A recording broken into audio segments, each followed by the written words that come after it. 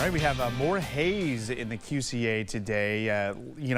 If we didn't have this haze, we'd have plenty of sunshine, but it's that smoke from those Canadian wildfires that's going up into the air, and then the jet stream is bringing it down here into the lower 48. So the wildfires are out in central and western Canada, and mainly in the Alberta area. There's been over 90 fires last time I checked, and they continue to burn and send a lot of smoke. These are some big fires too. So obviously some air quality issues there in Canada, but that is now spilling down into the lower 48. So this is a look at the current air quality index.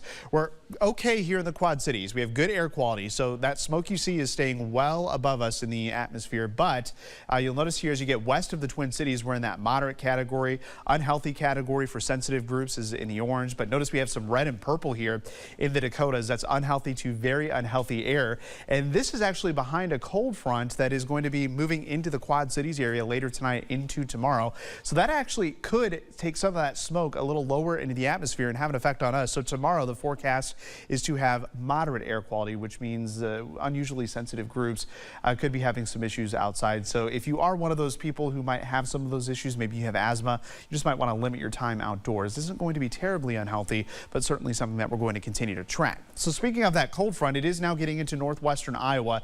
This will spark a few storms in the northeastern portion of the state here as we head into the evening hours, but by the time that front gets to us overnight, we're going to lose a lot of the instability. So just a few showers, maybe a rumble of thunder here as that front moves in. So there's a couple of strong storms off to our northwest toward Waterloo, but as that front continues to track off to the east tonight, we'll spark just a few scattered showers. And again, maybe a rumble of thunder into the morning hours here on Friday. So yeah, maybe a little wet for that morning commute, but that cold front tracks to the east and we will be dry here as we head into the afternoon.